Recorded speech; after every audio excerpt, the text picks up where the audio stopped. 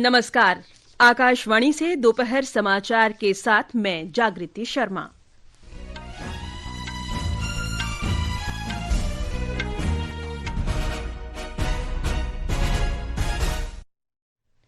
प्रधानमंत्री नरेंद्र मोदी ने राष्ट्र निर्माण में किसानों के योगदान की सराहना की। कहा, किसानों के प्रयासों से आत्मनिर्भर भारत अभियान को मजबूती मिल रही है। रक्षा मंत्री राजनाथ सिंह ने कहा, सशस्त्र बलों के पूर्व सैनिक राष्ट्रीय चेतना के जीवंत स्तंभ और सामूहिक साहस के प्रतीक।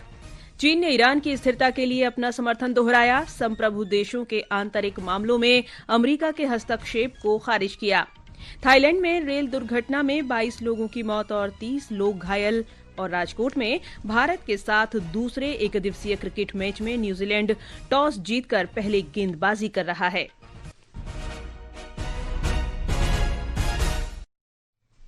अब समाचार विस्तार से। प्रधानमंत्री नरेंद्र मोदी ने कहा है कि किसान राष्ट्र निर्माण में सशक्त भागीदार हैं और उनके प्रयासों से आत्मनिर्भर भारत अभियान को मजबूती मिल रही है। उन्होंने कहा कि केंद्र सरकार किसानों को सशक्त बनाने के लिए प्रतिबद्ध है और इसके लिए अथक प्रयास कर रही है। श्री मोदी ने आज सूचना और प्रसारण राज्य मंत्री डॉक्टर एल मुरुगन के नई दिल्ली स्थित आवास पर आयोजित पोंगल समारोह में कहा कि पोंगल पर्व जीवंत तमिल संस्कृति और प्रकृति के साथ जुड़ाव का उत्सव है। हमारे किसान राष्ट्र निर्माण के मजबूत साथी है। उनके प्रयासों से आत्मनिर्भर भारत अभियान को बहुत मजबूती मिल रही है। केंद्र सरकार भी किसानों को सशक्त बनाने के लिए प्रतिबद्ध होकर लगातार काम कर रही है। प्रधानमंत्री ने कहा कि पोंगल प्रकृति, परिवार और समाज के साथ संतुलन स्थापित करने का मार्ग प्रशस्त करता है। हमारे तमिल जीवन में पोंगल एक सुखद अनुभूति की तरह है। इसमें अन्नदाता की मेहनत, धरती और सूर्य के प्रति आभार का भाव है। साथ ही ये पर्व हमें प्रकृति, परिवार और समाज में संतुलन बनाने का रास्ता दिखाता है। प्रधानमंत्री मोदी ने कहा कि तमिल संस्कृति समूचे देश और मानवता की साझा विरासत है। उन्होंने कहा कि तमिल संस्कृति में किसानों को जीवन का आधार माना जाता है। इस बीच आज देश भर में मकर संक्रांति का पर्व हर्षोल्लास से मनाया जा रहा है। मकर संक्रांति सर्दियों के अंत और लंबे समय के दिनों की शुरुआत का प्रतीक है। तिलवत् स्निग्धं मनोऽस्तु वाण्यां गुणवन् माधुर्यम् तिलगुड़ लड्डुक्वत संबंधे अस्तु सुवृत्त तत्वम। मकर संक्रांति एक प्रमुख भारतीय पर्व है। ये त्योहार सूर्य के धनु राशि को छोड़कर मकर राशि में प्रवेश करने के उपलक्ष्य में मनाया जाता है। मकर संक्रांति को उत्तरायण की शुरुआत भी माना जाता है। आज ही के दिन सूर्य दक्षिणायन से उत्तरायण की ओर गमन करता है। मान्यता है कि आज के दिन किए गए दान, जप और स्नान का विशेष महत्व है। आज के दिन लोग पवित्र नदियों में स्नान करते हैं और तिल, गुड़, खिचड़ी, वस्त्र आदि का दान करते हैं। मकर संक्रांति का कृषि क्षेत्र में भी अत्यधिक महत्व है, क्योंकि इस समय रबी की फसल पककर तैयार होने लगती है। ये पर्व समाज में भाईचारे और मेल मिलाप का संदेश देता है। देश के अलग अलग हिस्सों में मकर संक्रांति अलग अलग नामों से मनाई जाती है। तमिलनाडु में इसे पोंगल, पंजाब में लोहड़ी, असम में माघ बिहू और गुजरात में उत्तरायण कहा जाता है। आज के दिन राजस्थान और गुजरात में विशेष रूप से पतंग उड़ाने की परंपरा है। चली चली रे पतंग मेरी चली रे, चली चली रे पतंग मेरी चली रे। इस तरह मकर संक्रांति न केवल एक धार्मिक पर्व ही है, बल्कि ये प्रकृति, कृषि और सामाजिक समरसता का प्रतीक भी है। ये त्योहार हमें दान, सद्भाव और सकारात्मकता का संदेश देता है। प्रधानमंत्री ने इस अवसर पर देशवासियों को मकर संक्रांति, पोंगल, माघ बिहू, लोहड़ी समेत अन्य पर्वों की शुभकामनाएं दी हैं। उन्होंने कहा कि ये एक भारत श्रेष्ठ भारत की भावना को मजबूत करते हैं। इस समय देश के अलग अलग हिस्सों में लोहड़ी, मकर संक्रांति, माघ बिहू और अन्य त्योहारों की भी उमंग है। मैं भारत और दुनिया भर में रहने वाले सभी तमिल भाई बहनों को पोंगल की और सभी पर्वों की बहुत बहुत शुभकामनाएं देता हूं। राष्ट्रपति द्रौपदी मुर्मू ने सशस्त्र बल पूर्व सैनिक दिवस के अवसर पर पूर्व सैनिकों को श्रद्धांजलि अर्पित की। सोशल मीडिया पोस्ट में राष्ट्रपति ने कहा कि पूर्व सैनिकों का अटूट साहस प्रत्येक भारतीय को प्रेरित करता रहेगा। उन्होंने कहा कि सशस्त्र बल पूर्व सैनिक दिवस और सशस्त्र सेना ध्वज दिवस बहादुर सैनिकों को श्रद्धांजलि अर्पित करने का अवसर ही नहीं बल्कि उन्हें समर्थन देने का भी अवसर है। रक्षा मंत्री राजनाथ सिंह ने कहा है कि पूर्व सैनिक राष्ट्रीय चेतना के जीवंत स्तंभ, सामूहिक साहस के प्रतीक और आने वाली पीढ़ियों के लिए प्रेरणा स्रोत हैं। सशस्त्र बल पूर्व सैनिक दिवस के अवसर पर आज नई दिल्ली में श्री सिंह ने कहा कि पूर्व सैनिक राष्ट्र निर्माण के हर मोर्चे पर योगदान देते हैं और अनुशासन, नेतृत्व और साहस जैसे गुणों से समाज का मार्गदर्शन करते हैं। साथियों, आप सभी केवल सर्विस से रिटायर हुए एक सैनिक मात्र नहीं हैं। आप हमारी राष्ट्रीय चेतना के जीवंत स्तंभ हैं। आप हमारे सामूहिक साहस के प्रतीक और हमारी भावी पीढ़ियों के आप प्रेरणा स्रोत हैं। 20 साल की उम्र के आसपास जब आप लोगों ने यह निर्णय लिया होगा कि आपको आर्म फोर्सेज में जाना है, तो आपने उस समय केवल एक पेशा नहीं चुना था, एक सैनिक के रूप में आपने एक संकल्प लिया था, जहां व्यक्ति स्वयं को पूर्णतः राष्ट्र के लिए समर्पित कर देता है। श्री सिंह ने पूर्व सैनिकों के जीवन को गरिमापूर्ण और सुरक्षित बनाने के लिए सरकार की प्रतिबद्धता को भी दोहराया। सेना प्रमुख जनरल उपेंद्र द्विवेदी ने कहा है कि ऑपरेशन सिंदूर देश के संकल्प और संयम का एक निर्णायक प्रदर्शन था, जो सशस्त्र बलों की नैतिक शक्ति और पेशेवर उत्कृष्टता को दर्शाता है। जनरल द्विवेदी ने नई दिल्ली में राष्ट्रीय कैडेट कोर एनसीसी गणतंत्र दिवस परेड शिविर को संबोधित करते हुए ये बात कही। उन्होंने कहा कि एनसीसी कैडेट एकता और अनुशासन के आदर्श वाक्य का उदाहरण हैं। ऐसा कोई लक्ष्य नहीं है जिसे अनुशासन और दृढ़ संकल्प के साथ प्राप्त न किया जा सके। ड्रोन प्रशिक्षण एनसीसी में नवीनतम तकनीक का समावेश है। ये पारंपरिक प्रशिक्षण से आगे बढ़कर कैडेट को आधुनिक चुनौतियों के लिए आवश्यक कौशल प्रदान करेगा। ये जानकर प्रसन्नता होती है कि राष्ट्रीय आपदा प्रबंधन प्राधिकरण के समन्वय से राष्ट्रीय कैडेट कोर एनसीसी युवा आपदा मित्र योजना के अंतर्गत 28 राज्यों के 315 जिलों में लगभग 94,400 कैडेट को प्रशिक्षण दे रहा है। अंडर द युवा आपदा मित्र स्कीम।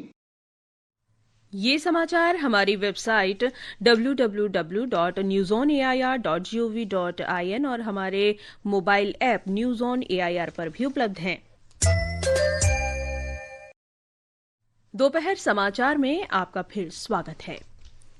गृहमंत्री अमित शाह ने गुजरात दौरे के दूसरे दिन आज सुबह अहमदाबाद के जगन्नाथ मंदिर में दर्शन किए। श्री शाह ने अहमदाबाद के नारनपुरा इलाके में गुजरात आवास बोर्ड की पुनर्विकास योजना के अंतर्गत सूर्य अपार्टमेंट सेक्शन 2 की आधारशिला भी रखी। प्रधानमंत्री नरेंद्र मोदी कल नई दिल्ली में राष्ट्रमंडल देशों की संसदों के अध्यक्षों और पीठासीन अधिकारियों के 28वें सम्मेलन का उद्घाटन करेंगे। हमारी संवाददाता ने बताया है कि इस सम्मेलन में मजबूत लोकतांत्रिक संस्थाओं को बनाए रखने में अध्यक्षों और पीठासीन अधिकारियों की भूमिका सहित समकालीन संसदीय मुद्दों पर व्यापक रूप से चर्चा होगी। 3 दिन के इस सम्मेलन में 60 से अधिक राष्ट्रमंडल देशों और अर्ध स्वायत्त संसदों के अध्यक्ष और पीठासीन अधिकारी भाग लेंगे। इसका उद्देश्य संसदीय लोकतंत्र के विभिन्न स्वरूपों के बारे में ज्ञान और समझ को बढ़ावा देना और संसदीय संस्थाओं का विकास करना है। सम्मेलन के दौरान संसद में कृत्रिम बुद्धिमत्ता एआई के उपयोग, प्रतिभागियों के बीच सर्वोत्तम प्रथाओं और नवीन विचारों को साझा करने, सांसदों पर सोशल मीडिया के प्रभाव, संसद के बारे में जनता की समझ को बढ़ाने और सांसदों की सुरक्षा, स्वास्थ्य और कल्याण सहित विभिन्न विषयों पर सत्र आयोजित किए जाएंगे। सम्मेलन की बैठक के समापन के बाद लोकसभा अध्यक्ष यूके हाउस ऑफ कॉमन्स के अध्यक्ष लिंडसे होयल को इसकी अध्यक्षता सौंपेंगे। अनुपम की रिपोर्ट के साथ समाचार कक्ष से फरहत नाज।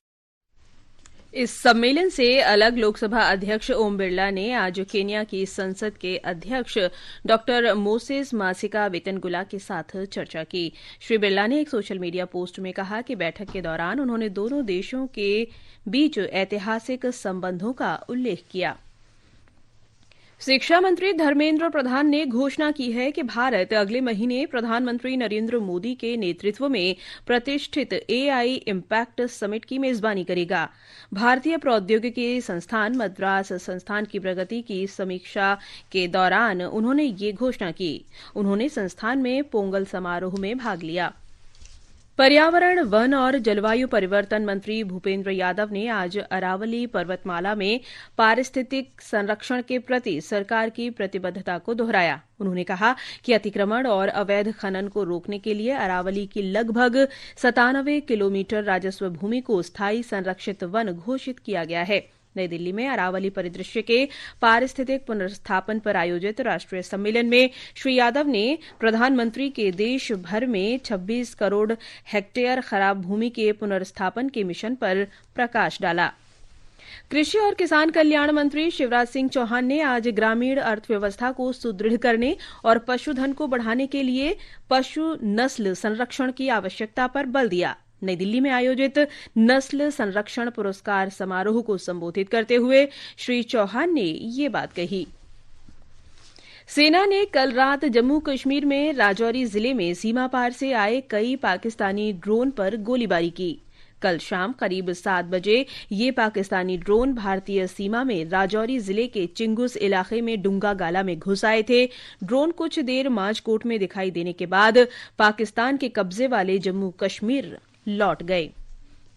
निपा वायरस से संक्रमण के संदेह में 2 और व्यक्तियों को कोलकाता के बेलीघाटा आईडी अस्पताल में भर्ती कराया गया है। अस्पताल के अधिकारियों के अनुसार ये मरीज उन 2 नर्सों के संपर्क में आने के बाद भर्ती हुए हैं जिनकी पहले ही वायरस से संक्रमित होने की पुष्टि हो चुकी है।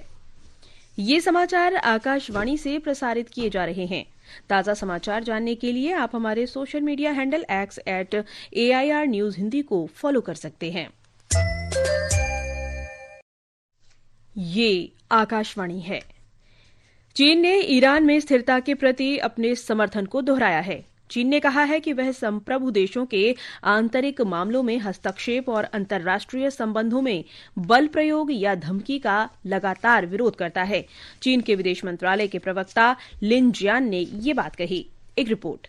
ईरान के साथ कारोबार कर रहे देशों पर अमेरिकी राष्ट्रपति डोनाल्ड ट्रंप द्वारा प्रतिबंध लगाए जाने पर श्री जियान ने कहा कि टैरिफ को लेकर चीन का रुख यथावत है। उन्होंने कहा कि चीन अपने वैध तथा कानूनी अधिकारों और हितों की दृढ़ता से रक्षा करेगा। इस बीच संयुक्त राष्ट्र में ईरान के स्थायी मिशन ने संयुक्त राष्ट्र सुरक्षा परिषद और संयुक्त राष्ट्र महासचिव से अपील की है। इस अपील में अमेरिका पर ईरान के आंतरिक मामलों में हस्तक्षेप करने और सैन्य कार्रवाई करने तथा हिंसा भड़काने का आरोप लगाया है। ईरान के स्थायी प्रतिनिधि ने ईरान में प्रदर्शनों के संबंध में अमेरिकी राष्ट्रपति के हाल के बयानों पर चिंता व्यक्त की है। ईरान के अधिकारियों का कहना है कि ऐसे बयान ईरान की संप्रभुता और राष्ट्रीय सुरक्षा के लिए खतरा हैं। ईरान ने कहा है कि अमेरिका के बयान अंतर्राष्ट्रीय कानून के मूल सिद्धांतों का उल्लंघन है। समाचार कक्ष से प्रियंका अरोड़ा।